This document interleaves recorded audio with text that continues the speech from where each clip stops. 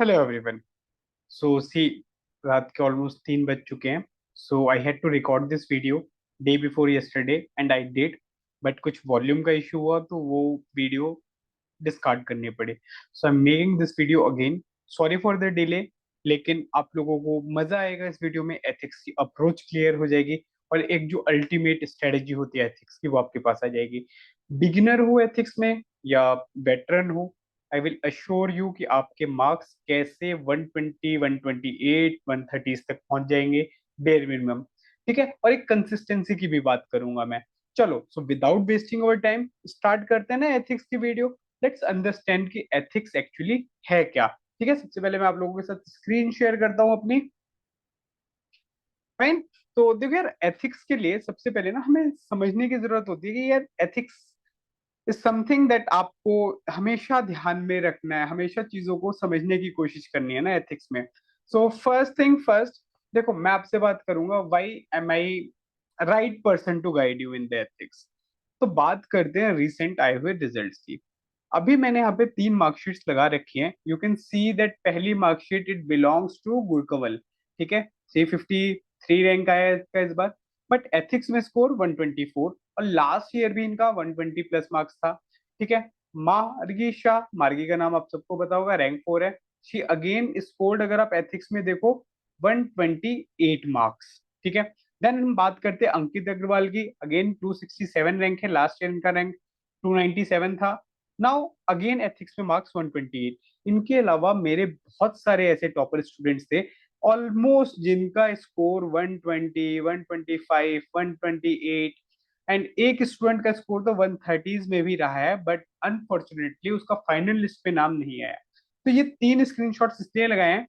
गुरकवल 2 mains दिए हैं, दोनों मेरे साथ लिखे हैं इन्होंने, और हर बार स्कोर अच्छा रहा। और अगर आप जीएस का स्कोर भी देखोगे ना, 440s में जा रहा है जीएस स्कोर, और बहुत अच्छा स्कोर है 440s में, आपको बता रहा हूँ इस बार। मार्गी ऑलमोस्ट मेरे साथ 5 साल से एसोसिएटेड थी। ठीक है। अंकित अग्रवाल अगेन मैं बोलूंगा मेरे साथ ऑलमोस्ट 3 to 4 ईयर से एसोसिएटेड है, और ये ना कंसिस्टेंसी के साथ सिमिलर मार्क्स ला रहे हैं। ठीक है। Now what I will B suggesting you guys कि यार देखो, जब सिचुएशंस को समझना होता है ना एथिक्स को, तो हमें ना बेसिक्स पे काम करना पड़ता है। तो चलो विदाउट वेस्टिंग और टाइम बेसिक्स पे काम करते हैं कि बेसिक्स में करना है क्या यार आपको। तो फर्स्ट थिंग फर्स्ट, मैं बोलूंगा सबसे पहले जो सबसे पहला काम अगर एथिक्स में आपको कुछ करना है, तो यार सिलेबस देखो। यूपीएससी आपके खुद के सिलेबस से बाहर आजकल कुछ नहीं पूछ रहा है। ठीक है, बट प्रॉब्लम क्या है, सिलेबस कोई देखता ही नहीं। मैं कहता हूँ आपको एथिक्स का सिलेबस मग्ड अप होना चाहिए, रटा हुआ होना चाहिए। ठीक है, कि क्या है ह्यूमन इंटरफेस, क्या है उसका मतलब क्या है। ठीक है, तो सबसे पहले चलो सिलेबस डिकोड करने की कोशिश करते हैं। ठीक है, तो जब मैं सिलेबस डिकोड करने की बात करूंगा, मैं कहूंगा जितने भी टर्म्स या वर्ड्स हमारे एथिक्स के सिलेबस में दे रखे हैं, फर्स्ट काम आप लोग उसके साथ करोगे कि उसकी डिफाइन लिख लोगे। अब देखो, डिफाइन रखने का ना तरीका होता है। किसी को कोई डिफाइन पसंद आ सकती है, किसी को कोई सेकंड डिफाइन पसंद आ सकती है, किसी को थर्ड डिफाइन पसंद आ सकती है। तो ये सबका ना इंडिविजुअल चॉइस होगा। तो अगर आप सिर्फ किसी एक बुक को फॉलो करोगे, एक नोट्स को फॉलो करोगे, तो वो रट्टा लगाना हो गया। क्यों ना एथिक्स के टर्म्स की अंडरस्टैंडिंग अपने हिसाब से रखी जाए। तो मैं कहता हूँ आप ना चुपचाप जाओ, आप गूगल करो चीजों को।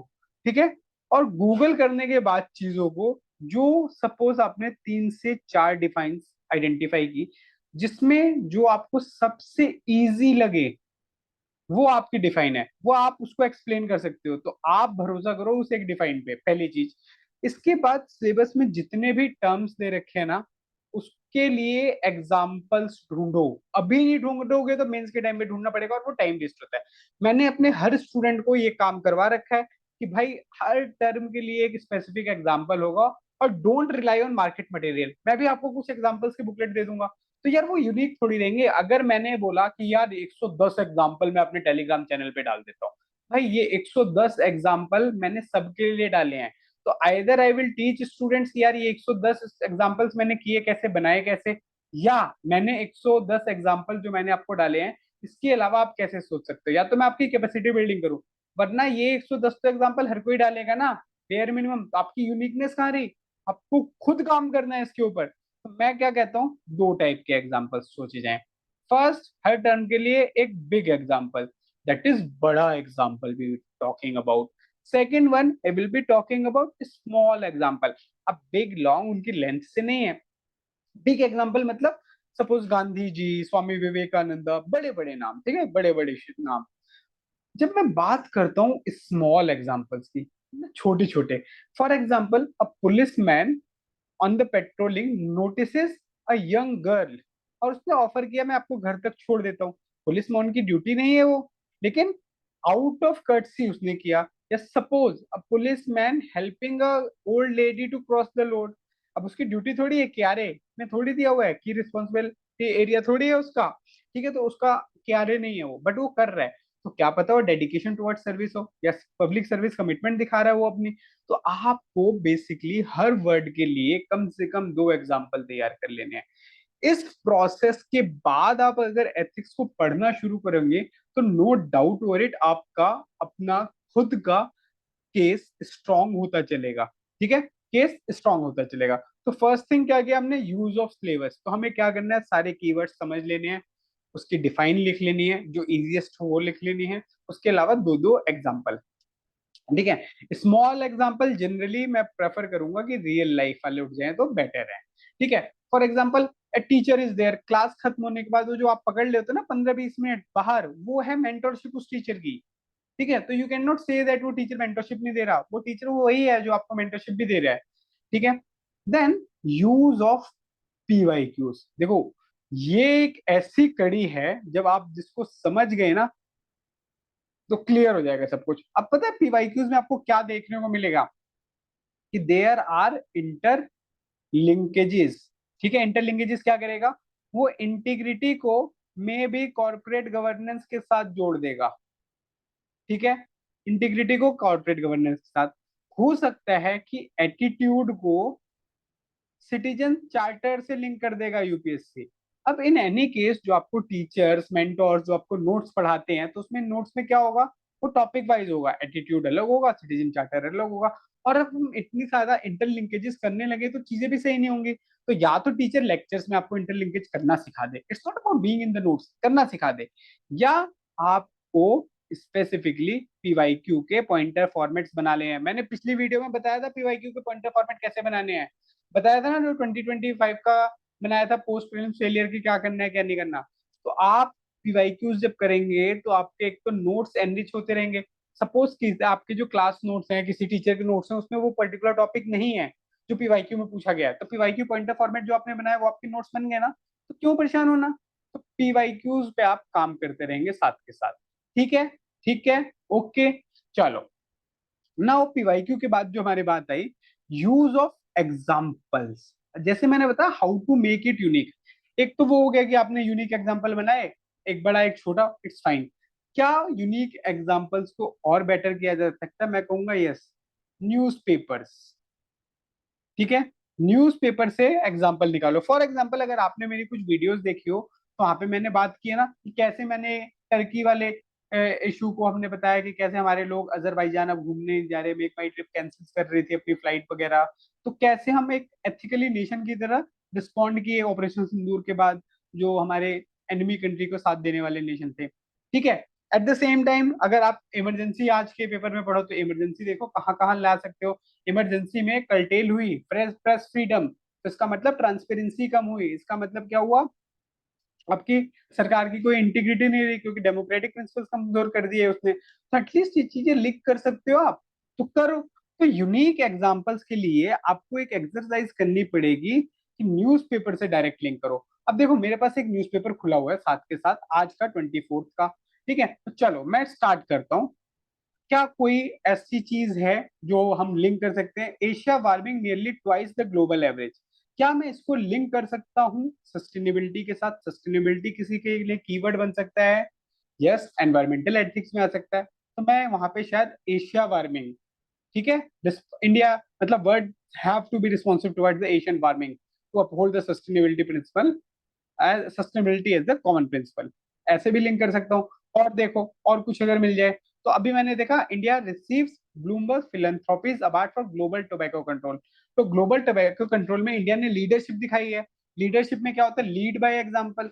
तो लीड बाय एग्जांपल अगर कहीं कुछ आ गया तो उसमें ये भी हम डाल सकते हैं। अब ये जरूरी नहीं कि हर बार नोट्स बनाने बैठ जाओगे आप लोग, नहीं, बस दिमाग लगाओ ताकि कुछ भी कहीं से रिलेट कर सको एथिक्स से। ठीक है, सिंपल सा लॉजिक ले लिया हमने। और कुछ देखते हैं, अभी तो यहाँ पे पॉलिटिक्स वगैरह आ गया मैक्स टू मैक्स। ठीक है, फर्स्ट पेज पे आते हैं, चलो। वॉर वाइडेंस, तो ये इंटरनेशनल वॉर के ऊपर आता है। Iran hits US base in Qatar, तो क्या टेरिटोरियल सोवेरेनिटी, टेरिटोरियल इंटीग्रिटी, इनको कैसे हम लिंक कर सकते हैं इस वॉर को? सोवेरेनिटी इंटीग्रिटी है ना, तो एक तरह से जब यूएसए की जो वॉर में एंट्री हुई, ईरान को यूएसए हिट करना चाहिए था, बट उसने कतर के बेस को भी तो टारगेट किया। तो वाज इट राइट? क्या उतना प्रोपोर्शनल रिस्पॉन्स दिया? अगर प्रोपोर्शनल रिस्पॉन्स दिया कि हाँ भाई, ईरान ने बोला कि जितने बम आपने हमारे यहाँ गिराए थे हमने आपके यहाँ गिरा दिए, तो क्या वो एथिकल है? इसका मतलब दोनों कंट्रीज डीएस्केलेट करना चाहती है, एस्केलेट तो नहीं करना चाहती हैं। We can think of it. ठीक है, तो this is how we have to interlink. मतलब ये तो बहुत डिस्टेंट में हो रहा है, लेकिन बाकी जगह भी हो सकता है बहुत सही तरीके से। ठीक है, Qatar home to over 8 lakh Indians, Delhi monitors. अब हम ऑपरेशन सिंदूर निकाल रहे हैं, आपको पता होगा ऑपरेशन सिंदूर जो इवैक्यूएशन कर रहे हैं ईरान से, तो उसके लिए भी बोल सकते हैं कि देश अपना क्या होगा, वेलफेयर अप्रोच अडॉप्ट कर रहा है। ठीक है, तो उसको लिंक कर दो ना किसी चीज से, जहां पे भी कर सकते हो। इमोशनल अवेयरनेस दिखा रहे हैं, इमोशनल इंटेलिजेंस दिखा रहे हैं कि यार उन दिक्कतें हो सकती है, बच्चों को अपने आप ले आओ, ठीक है, अपने यहाँ ले आओ, इंडिया वापस ले आओ। तो these things are there, this way you will be making your content unique. ठीक है, अब देखो, हर चीज का एक बेस होना चाहिए। मैं कह रहा हूँ कोई सा भी नोट्स ले लो मार्केट में, सारे टीचर अच्छे हैं, और मैं ये भी बता रहा हूँ नवंबर दिसंबर तक मैं अपने एथिक्स के नोट्स भी मार्केट में डाल दूंगा। मतलब यार देखो, इतने मार्क्स अगर आ रहे हैं किसी के, तो ऑब्वियसली मेरे अंदर कुछ होगा। मतलब मैं हमेशा एक बात बोलता है, I am not that famous, but हो जाऊंगा। क्यों? क्योंकि मैं अपने एरिया पे काम कर रहा हूँ, सिंपल लॉजिक है। तो ethics is one of the area जहां पे मैं काम करना जानता हूँ। ठीक है, अब एथिक्स में मैं क्या कहूंगा, किसी भी टीचर के नोट्स को, किसी भी टीचर को एक बेसिक नोट्स बना लो। अगर आप लोगों के पास सपोज आपके नोट्स ही नहीं है, ठीक है, अगर आप लोगों के पास आपके नोट्स नहीं है, तो द्विज ने रिसेंटली अपनी एक बुक रिलीज की है। द्विज मेरा ही स्टूडेंट है, 73 रैंक थी या पता नहीं 71 रैंक थी, मैं थोड़ा कंफ्यूज हो रहा हूँ, है ना। तो 73rd रैंक आई थी, आईएएस है त्रिपुरा कैडर के, और लास्ट ईयर इनका सिलेक्शन हुआ था।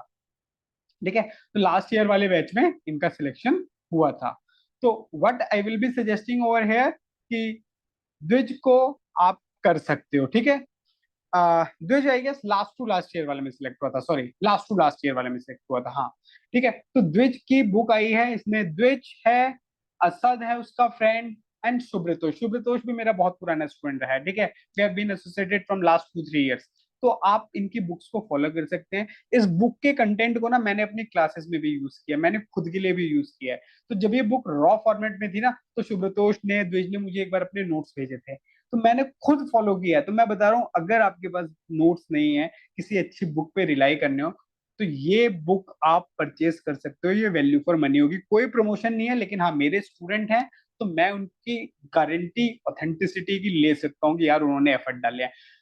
मेरे क्लोज स्टूडेंट है, मैं बहुत क्लियरली बता रहा हूँ, द्विज और सुब्रतोष तो वेरी वेरी क्लोज, तो मैं इनकी गारंटी ले सकता हूँ। If you trust me, you can trust this book as well.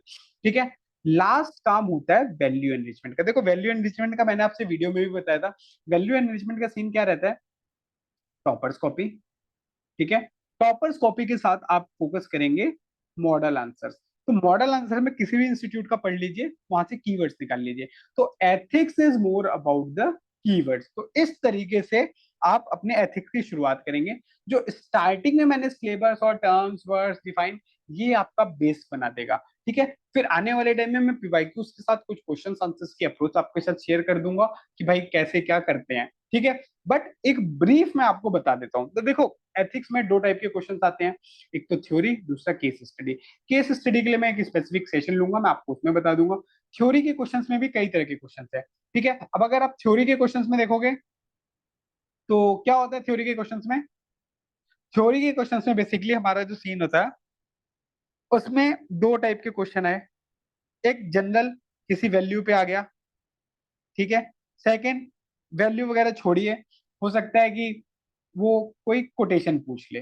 ठीक है, तो वैल्यू के क्वेश्चंस में अंडरस्टैंडिंग डिफरेंट डायमेंशंस में खोल दो, ये मैं सिखाऊंगा आप लोगों को, एक पीवाईक्यू का सेशन जरूर लूंगा मैं आप लोगों के साथ।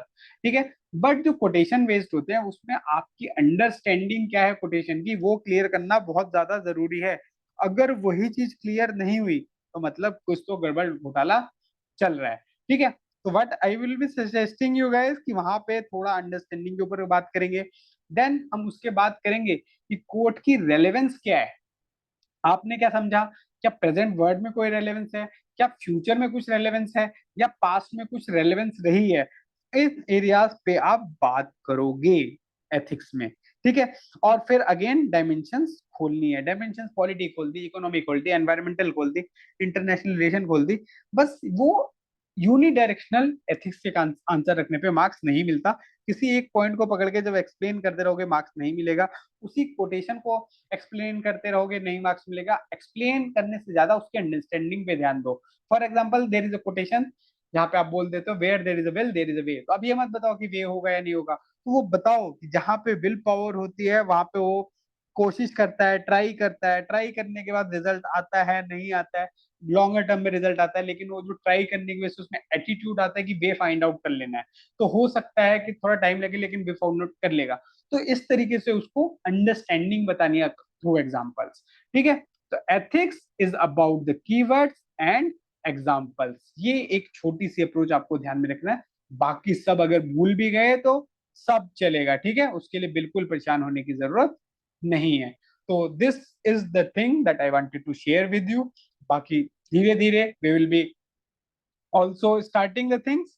ठीक है, तो वहां पे बात करेंगे कि कैसे क्या कर सकते हैं, कैसे हम चीजों को बेहतर बना सकते हैं आपके लिए। ठीक है, डन।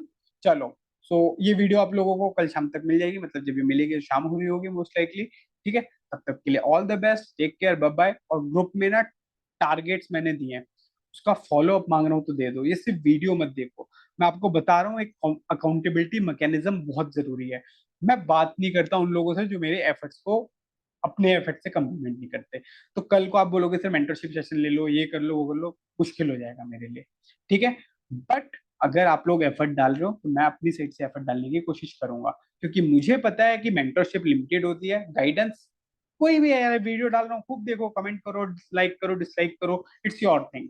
ठीक है, but at the same time अगर आप चाहते हो कि मैं आपसे इंटरेक्ट करूं, मैं आपको अपना टाइम दूं थोड़ा सा भी, जितना मैं फ्री इनिशिएटिव में दे सकता हूँ, तो पुट योर एफर्ट्स। ठीक है, और एट द सेम टाइम यार इस चैनल पे हो तो प्लीज डू सब्सक्राइब, यहाँ तक कोई भी काम की बात लगे आपको लगता है कि फ्यूचर में आ सकती है। ठीक है, तो मेरा मोटिवेशन भी यही रहता है, समटाइम्स आई डू सी कि यार बच्चे लाइक कर रहे हैं कि नहीं कर रहे हैं, क्या उनको कुछ फायदा हो रहा है, वरना मैं एफर्ट डाल रहा हूँ आपको नहीं लग रहा, हाँ कुछ लगे कि मैंने कुछ एड्रेस नहीं किया, मैं और वीडियो बना दूंगा। ठीक है, चलो then bye bye, take care, all the best, है ना, मिलते हैं आप लोगों से फिर very soon with another video. और अभी तो प्लान कर रहा हूं मैं कैसे चीजों को स्ट्रीमलाइन किया जा सकता है। ठीक है, चलो, सी यू।